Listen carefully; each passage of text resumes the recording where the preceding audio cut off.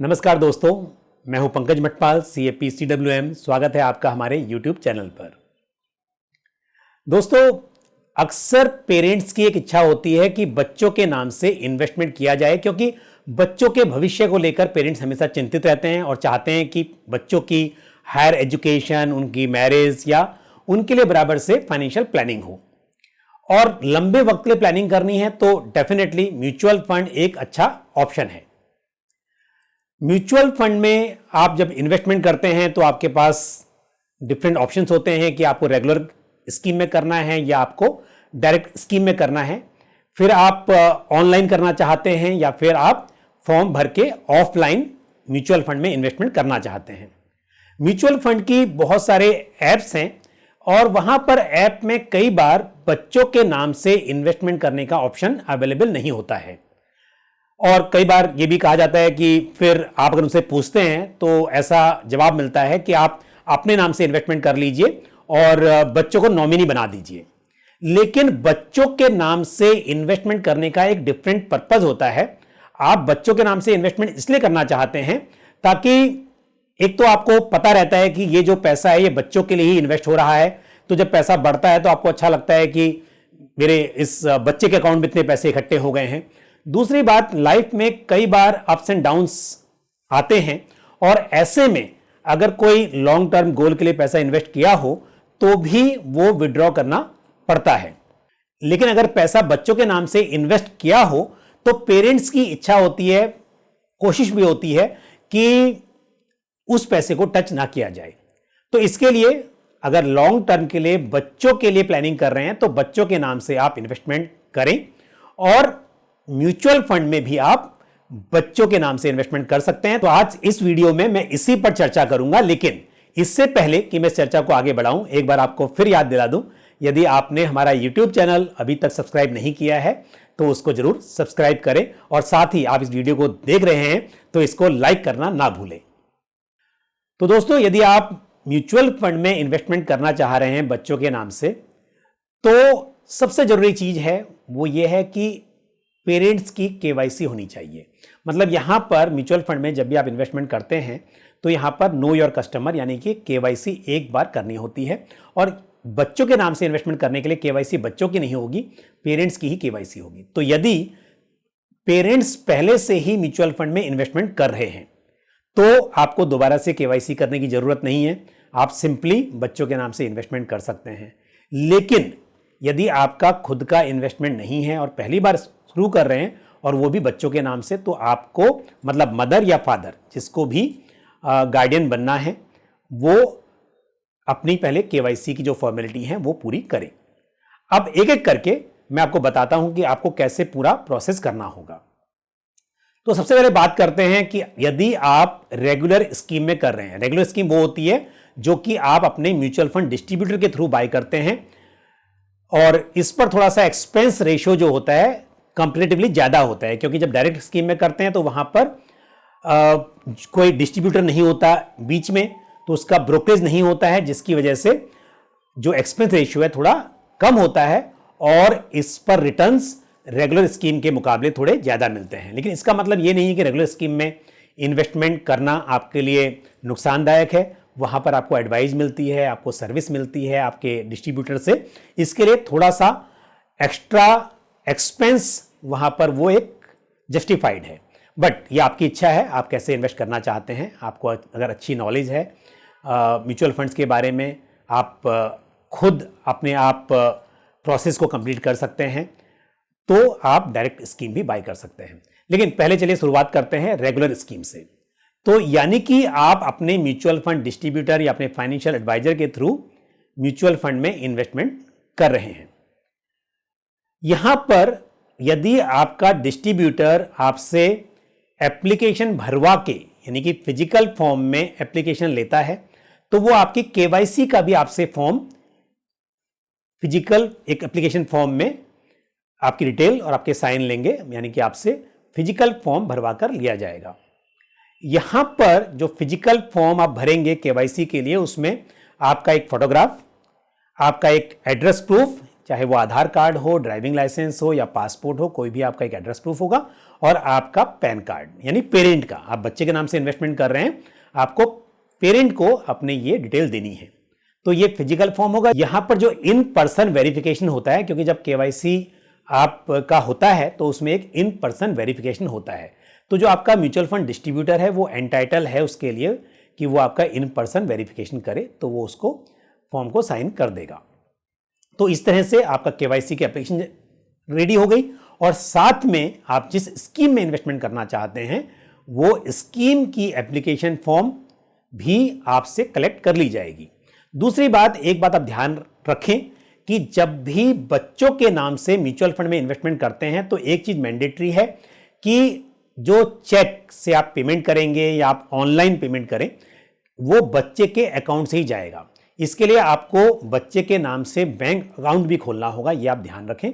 और साथ ही ये भी आपको ध्यान में रखना होगा कि क्योंकि जब माइनर के नाम से आप इन्वेस्टमेंट करते हैं तो माइनर थ्रू गार्डियन होता है, तो यदि आप अपने म्यूचुअल फंड एप्लीकेशन में ये ऑप्शन रखते हैं कि बच्चे का नाम है और साथ में जो गार्डियन है वो फादर है, तो उस केस में जो बैंक अकाउंट है बच्चे का वो भी सेम होना चाहिए कि जहां पर बच्चे के नाम का अकाउंट है और गार्डियन जो है वो फादर है।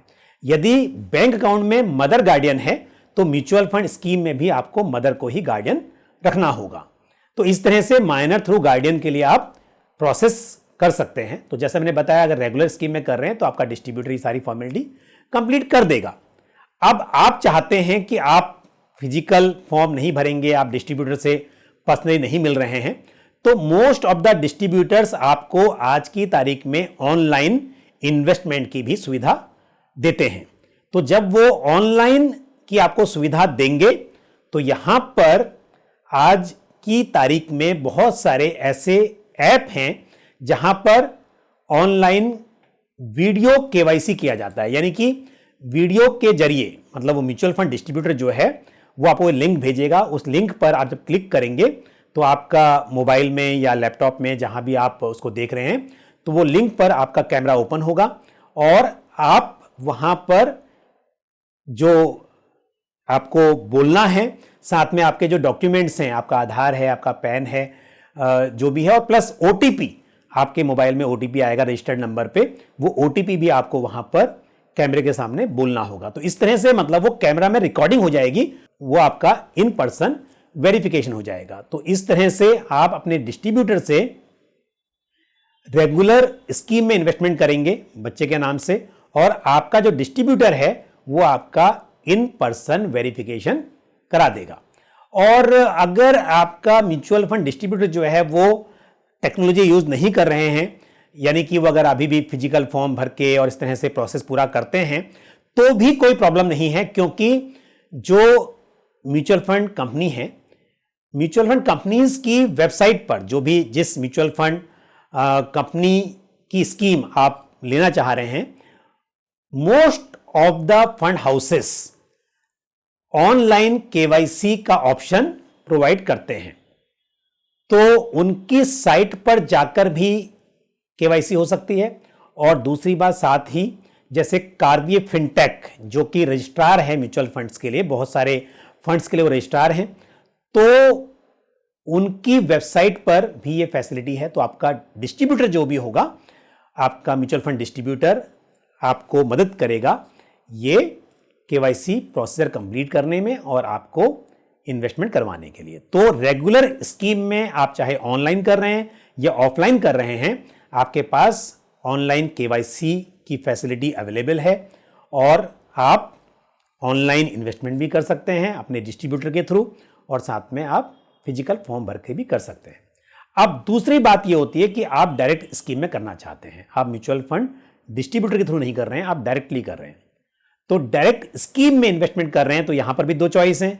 एक ये है कि आप फिजिकल फॉर्म भर के, फिजिकल एप्लीकेशन के थ्रू आप इन्वेस्टमेंट करना चाह रहे हैं, तो यहां पर आपको म्यूचुअल फंड या फंड हाउस जो है उनका जो ऑफिस है, या जिसको हम एसेट मैनेजमेंट कंपनी कहते हैं, तो जो एएमसी है उनका जो ऑफिस है वहां पर आपको विजिट करना होगा और वहां पर आप अपना केवाईसी करेंगे, यानी पेरेंट एज ए पेरेंट अपना केवाईसी वहाँ पर कंप्लीट करेंगे। तो अपना फोटो, आधार कार्ड या फिर ड्राइविंग लाइसेंस, पासपोर्ट, ऐसा कोई भी एड्रेस प्रूफ और साथ में पैन कार्ड, ये फोटोग्राफ, पैन कार्ड और साथ में एड्रेस प्रूफ ये लेकर जाना ना भूलें। तो क्योंकि आप बच्चे के नाम से इन्वेस्टमेंट कर रहे हैं तो ये ध्यान रहे कि बच्चे का एक एज प्रूफ लगेगा। तो इसके लिए बच्चे का या तो बर्थ सर्टिफिकेट या फिर स्कूल लिविंग सर्टिफिकेट और या बच्चे का अगर पासपोर्ट है तो पासपोर्ट की कॉपी भी सबमिट की जा सकती है। तो यहां पर केवाईसी पेरेंट का है, लेकिन बच्चे का बर्थ सर्टिफिकेट आपको एक देना है, बच्चे के एज का कोई प्रूफ देना है।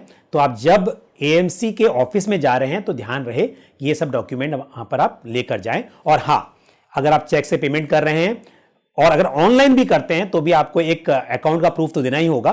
तो जो चेक की कॉपी है उसमें से एक चेक की लीफ आप साथ में ले लें, नहीं तो फिर आपको बैंक अकाउंट स्टेटमेंट देना होगा जहां पे पूरा एड्रेस और अकाउंट नंबर और नाम सब कुछ बराबर से हो। तो ई स्टेटमेंट जो होता है प्रॉपर वो आपको देना होगा। तो या तो आप चेक की कॉपी देंगे तो आपके लिए इजी होगा। तो ये डॉक्यूमेंट आप लेके जाएं, क्योंकि स्टेटमेंट देंगे तो ध्यान रहे वो लेटेस्ट होना चाहिए, 3 महीने से पुराना ना हो, तो भी आपको ध्यान में रखना होगा। तो ये सब डॉक्यूमेंट्स लेकर आप एएमसी के ऑफिस में जा सकते हैं। अब दूसरी बात है कि आपको एएमसी के ऑफिस में नहीं जाना है, आपको ऑनलाइन करना है। आपको डायरेक्ट स्कीम में करना है और आपको ऑनलाइन करना है, तो वो भी डिफिकल्ट नहीं है। उसके लिए अगेन, अगर आपका केवाईसी नहीं है, हम यहां पे बात कर रहे हैं कि आपका भी केवाईसी नहीं है, अगर पेरेंट का केवाईसी है तो आपका प्रोसेस आधा हो जाता है, क्योंकि केवाईसी नहीं करना है, सिंपल बच्चे के नाम से आपको इन्वेस्टमेंट स्टार्ट कर देना है। बट मैं ये मान के चल रहा हूं कि केवाईसी भी नहीं है पेरेंट का। तो ऑनलाइन में आप क्या कीजिए, जिस फंड हाउस की स्कीम में आपको इन्वेस्ट करना है उस फंड हाउस की वेबसाइट पर जाइए। वहां पर आप वेबसाइट पर जाएंगे तो वहां पर most of the fund houses आपको ये फैसिलिटी प्रोवाइड करते हैं कि आप वहां पर ऑनलाइन केवाईसी कर सकते हैं। तो उनकी वेबसाइट पर जाकर आप ऑनलाइन केवाईसी, जैसे मैंने बताया कि वो वीडियो केवाईसी होगी, और आप वो प्रोसेस कीजिए, स्टेप बाय स्टेप फॉलो कीजिए। और यहाँ पर आपके मोबाइल कैमरा या फिर आपके लैपटॉप या डेस्कटॉप, जहाँ पर भी वेब कैमरा आपके पास अवेलेबल है, उसके थ्रू वीडियो रिकॉर्डिंग आपकी हो जाएगी और इस तरह से आपका केवाईसी का प्रोसेस कंप्लीट हो जाएगा। और केवाईसी होने के बाद में जो स्कीम आपने सेलेक्ट की है वो स्कीम में आप ऑनलाइन इन्वेस्टमेंट कर सकते हैं। और यहाँ पर जब आप प्रोसेस को स्टार्ट करेंगे तो इस बीच में आपको बच्चे का बर्थ सर्टिफिकेट, जैसे मैंने बताया, वो बर्थ सर्टिफिकेट हो या स्कूल लिविंग सर्टिफिकेट या बच्चे का पासपोर्ट जो भी होगा, उसकी कॉपी आपको अटेस्ट करके, सेल्फ अटेस्टेड, आप खुद अटेस्ट करके उसको आपको अपलोड करनी होगी। वो आपको यहाँ पर प्रोसेस कंप्लीट करना होगा। तो इस तरह से आप इन्वेस्टमेंट कर सकते हैं। और ऑनलाइन आप इन्वेस्टमेंट कर रहे हैं तो आपको बच्चे के अकाउंट से आप ऑनलाइन ट्रांजैक्शन स्टार्ट कीजिए। आपको जो स्कीम सेलेक्ट करनी है वो स्कीम सेलेक्ट कीजिए। अब यदि आप डायरेक्ट स्कीम में इन्वेस्टमेंट कर रहे हैं और ऑनलाइन करना चाहते हैं तो आप उस फंड हाउस के वेबसाइट पर जाकर, जिस फंड हाउस की स्कीम आप इन्वेस्टमेंट कर रहे हैं उनकी वेबसाइट पर जाकर वहां पर आप केवाईसी कर सकते हैं और वहीं पर आप इन्वेस्टमेंट भी कर सकते हैं। लेकिन हो सकता है कि जिस फंड हाउस की स्कीम में आप इन्वेस्टमेंट करना चाह रहे हैं उनके पास केवाईसी रजिस्ट्रेशन की सुविधा ना हो। फिजिकल तो आप कर ही सकते हैं, फिजिकल में प्रॉब्लम नहीं है, बट हो सकता है कि ऑनलाइन केवाईसी रजिस्ट्रेशन की सुविधा उनके पास ना हो।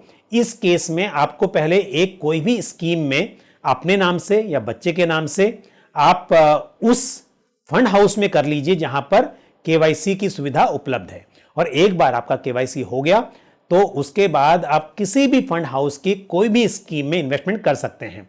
म्यूचुअल फंड में एक ये सुविधा अच्छी है कि यहां पर एक बार केवाईसी हो गया तो आप किसी भी फंड हाउस की स्कीम में इन्वेस्टमेंट कर सकते हैं। आपको बार बार केवाईसी नहीं कराना होता है। जैसे कि आप कभी बैंक में अकाउंट खोलते हैं तो यहां पर एक बैंक में अकाउंट खोलते हैं तो उस वक्त आपको केवाईसी प्रोसेस कंप्लीट कराना होता है और उसके बाद दोबारा यदि किसी दूसरे बैंक में आप अपना अकाउंट खोलते हैं तो फिर से आपको अपने केवाईसी डॉक्यूमेंट सबमिट करने होते हैं। पर म्यूचुअल फंड में वन टाइम केवाईसी होती है। इसलिए यदि इंसिडेंटली ऐसा होता है कि जिस फंड हाउस की स्कीम में आप बच्चे के नाम से इन्वेस्टमेंट कराना चाह रहे हैं उस फंड हाउस के पास ये केवाईसी की फैसिलिटी नहीं है और आपका पहले से केवाईसी नहीं है, तो आप उस फंड में इन्वेस्टमेंट कर लें जहां पर ये फैसिलिटी अवेलेबल है।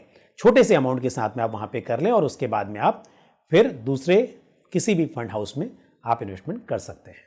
तो ये था तरीका म्यूचुअल फंड में रेगुलर या डायरेक्ट स्कीम में, थ्रू डिस्ट्रीब्यूटर और विदाउट डिस्ट्रीब्यूटर यानी डायरेक्ट स्कीम, और ऑनलाइन और ऑफलाइन किस तरह से आप इन्वेस्टमेंट कर सकते हैं। जब ये माइनर चाइल्ड मेजर हो जाएगा तो उस वक्त आपको माइनर टू मेजर का एक प्रोसेस कंप्लीट करना होगा। उस वक्त पर माइनर टू मेजर की एप्लीकेशन और उसके साथ में उस माइनर चाइल्ड का जो कि इन्वेस्टर है, अब वो मेजर हो गया है, उसके केवाईसी के डॉक्यूमेंट सबमिट करने होंगे। केवाईसी की एप्लीकेशन भी सबमिट करनी होगी, वो उस वक्त भी ऑनलाइन हो सकती है। और केवाईसी के जो डॉक्यूमेंट हैं, अब वो इन्वेस्टर के डॉक्यूमेंट्स जैसे कि एड्रेस प्रूफ में आधार कार्ड, पासपोर्ट की copy, driving licence, PAN card की कॉपी और साथ में फोटोग्राफ, ये सब डॉक्यूमेंट सबमिट करने होंगे। और जो माइनर चाइल्ड है वो जो अब मेजर हो गया है उसकी केवाईसी हो जाएगी। दूसरी बात, जब माइनर चाइल्ड के नाम से आप इन्वेस्ट करते हैं तो ये माइनर थ्रू गार्डियन होता है और यहां पर कोई नॉमिनी नहीं होता। तो यहां पर जो माइनर चाइल्ड अब मेजर हो गया है, क्योंकि वो आप सोल अकाउंट होल्डर है, तो यहां पर एप्लीकेशन में, यहां पर फोलियो में एक नॉमिनी भी अपॉइंट करना होगा। और जो बैंक अकाउंट है वो क्योंकि एज अ माइनर था, तो अब यहां पर आपको बैंक अकाउंट भी अपडेट करना होगा। जो माइनर थ्रू गार्डियन था, या तो बैंक में उस अकाउंट को ऑलरेडी आपने माइनर टू मेजर करा दिया होगा, या फिर दूसरा कोई नया अकाउंट खोला होगा। तो जो भी अब वो अकाउंट होल्डर के नाम का अकाउंट होगा वो आपको बैंक भी वहां पर अपडेट करना होगा। यदि वही सेम अकाउंट को माइनर टू मेजर कर दिया है तो अकाउंट नंबर सेम ही रहेगा, तो आप लेकिन वो फॉर्मेलिटी भी आपको कंप्लीट करनी होगी। तो ये था प्रोसेस इन्वेस्टमेंट का। इन्वेस्टमेंट करने के बाद जब चाइल्ड माइनर टू मेजर होता है तो उस वक्त का प्रोसेस। अब एक और चीज है जो मैं आपको बताना चाहूंगा, वो है टैक्सेशन। जब आप म्यूचुअल फंड में इन्वेस्टमेंट करते हैं तो यहां पर short term capital gain, long term capital gain अगर आप रिडीम करेंगे उस वक्त, तो इस तरह से आपका लॉन्ग टर्म कैपिटल गेन या शॉर्ट टर्म कैपिटल गेन होगा और उसके ऊपर अकॉर्डिंगली टैक्स भी लगेगा। जब बच्चे के नाम से इन्वेस्टमेंट करते हैं और यदि वो चाइल्ड माइनर है और उसी बीच में आप रिडीम कर देते हैं, तो उस पर जो कैपिटल गेन होगा वो, उसका रूल ऐसा है कि 1500 रुपीज से ऊपर का जो भी गेन होता है, ये मैं सिर्फ म्यूचुअल फंड की बात नहीं कर रहा हूं, आपने बच्चे के नाम से एफडी की है, आपने बच्चे के नाम से बॉन्ड्स लिए हैं, आपने बच्चे के नाम से कहीं पर भी इन्वेस्टमेंट किया है, तो उस इन्वेस्टमेंट पे जो प्रॉफिट होता है, म्यूचुअल फंड के केस में कैपिटल गेन होगा, अगर आप एफडी कर रहे हैं तो वहां पर इंटरेस्ट के रूप में इनकम होगी। तो माइनर चाइल्ड की जो इनकम होती है इस तरह से, उसमें 1500 से ऊपर की जो भी इनकम है, 1500 तक की इनकम पर कोई टैक्स नहीं लगता, लेकिन 1500 से ऊपर की जो भी इनकम हुई है बच्चे के नाम पर, बच्चे के अकाउंट में, वो हायर अर्निंग पेरेंट की इनकम में ऐड हो जाती है। ये म्यूचुअल फंड की बात नहीं है, मैं अगेन रिपीट कर रहा हूं, ये इनकम टैक्स का एक सेक्शन है, section 64। So under section 64 clubbing of income का प्रोविजन है। तो बच्चे की जो इनकम होती है, यदि वो बच्चे की अपने स्किल्ड या अनस्किल्ड प्रोफेशन से इनकम है तो वो अलग होती है। यानी कि बच्चा अगर माइनर चाइल्ड है और वो माइनर चाइल्ड कोई टीवी आर्टिस्ट है या इस तरह से आर्टिस्ट है, उसकी कोई इनकम होती है, तो वो इनकम बच्चे की होती है और बच्चे को उस पर टैक्स पे करना होता है। लेकिन यदि माइनर चाइल्ड की अपनी ऐसी इनकम नहीं है और किसी ने बच्चे के नाम पर इन्वेस्टमेंट किया हुआ है, तो माइनर चाइल्ड की जो इनकम होती है वो पेरेंट, हायर अर्निंग पेरेंट्स यानी फादर और मदर में से जिसकी भी इनकम ज्यादा होगी, इरेस्पेक्टिव ऑफ दैट कि वो इन्वेस्टमेंट किसने किया था। मान लीजिए वो फादर बच्चे के नाम से इन्वेस्टमेंट कर रहे हैं, यानी कि पैसे जो ट्रांसफर कर रहे हैं वो फादर कर रहे हैं, लेकिन जो उस पर प्रॉफिट होगा वो हायर अर्निंग पेरेंट की इनकम में ऐड हो जाएगा। तो ये भी आपको ध्यान देना होगा। और जब वो जो माइनर चाइल्ड था वो मेजर हो गया, उसके बाद में क्योंकि वो इन्वेस्टमेंट बच्चे का हो गया, तो मेजर चाइल्ड की इनकम पेरेंट्स की इनकम के साथ क्लब नहीं होती है। तो उस केस में फिर वो जो भी पूरा पैसा इन्वेस्टमेंट किया हुआ था उस पर अगर कोई भी लॉन्ग टर्म कैपिटल गेन होगा तो वो बच्चे का अपना होगा उनको अकॉर्डिंगली अपनी इनकम के हिसाब से उस पर टैक्स पे करना होगा। तो ये भी मैं आपको थोड़ी जानकारी देना चाहता था कि कई बार लोग ये सोचते हैं कि बच्चे के नाम पे इन्वेस्टमेंट किया है तो हमारा टैक्स लायबिलिटी कम हो जाएगी। अगर हम खुद अपने नाम से एफडी करेंगे, अपने नाम से म्यूचुअल फंड करेंगे और उस पर जो कैपिटल गेन होगा या इंटरेस्ट होगा वो हमारी इनकम में जुड़ेगा तो उस पर हमें टैक्स ज़्यादा देना पड़ेगा। तो ध्यान रहे, इससे टैक्स बचता नहीं है। आप अगर माइनर चिल्ड्रन के नाम पे इन्वेस्टमेंट कर रहे हैं तो भी ये प्रोविज़न है कि उस इनकम को हायर अर्निंग पेरेंट की इनकम में ऐड करना होता है। तो दोस्तों, ये सारी जानकारी जो मैंने आपको दी ये तभी पॉसिबल है जब आप as a resident individual invest कर रहे हैं। एनआरआई के लिए ऑनलाइन केवाईसी पॉसिबल नहीं है। एनआरआईज अगर इन्वेस्टमेंट करना चाहते हैं अपने नाम से या बच्चों के नाम से, उन्हें अपने लिए केवाईसी करनी है तो वो फिजिकल फॉर्म, फिजिकल एप्लीकेशन जमा करके ही हो सकती है। लेकिन यदि आप रेजिडेंट इंडियन हैं तो आप ये जो मैंने पूरा प्रोसेस आपको समझाया ऑनलाइन केवाईसी आप कैसे कर सकते हैं वो आप ऑनलाइन कर सकते हैं। लेकिन यदि आप एनआरआई भी हैं तो आप एक बार फिजिकल एप्लीकेशन जमा करके अगर आप एक बार केवाईसी कर लेंगे तो ऑनलाइन इन्वेस्टमेंट आप बिल्कुल कर सकते हैं। तो यदि आप एनआरआई हैं और ऑलरेडी आप म्यूचुअल फंड में इन्वेस्टमेंट कर रहे हैं तो फिर आप डायरेक्टली बच्चों के नाम से म्यूचुअल फंड में इन्वेस्टमेंट कर सकते हैं। तो मुझे उम्मीद है कि जानकारी मैंने आपके साथ शेयर की आपको पसंद आई होगी। तो वीडियो को लाइक करना ना भूलें, साथ में इसको जितना अधिक से अधिक हो सके शेयर भी करें। और साथ ही यदि आपने हमारा YouTube चैनल सब्सक्राइब नहीं किया है तो मैं ये हमेशा आपसे गुजारिश करता हूं कि उसको आप जरूर सब्सक्राइब करें और साथ ही बेल आइकन को भी प्रेस करें ताकि जब भी हम कोई नया वीडियो अपलोड करें तो उसकी जानकारी तुरंत आपको मिल सके। इसी तरह की महत्वपूर्ण जानकारी के साथ आपसे फिर से मुलाकात होगी।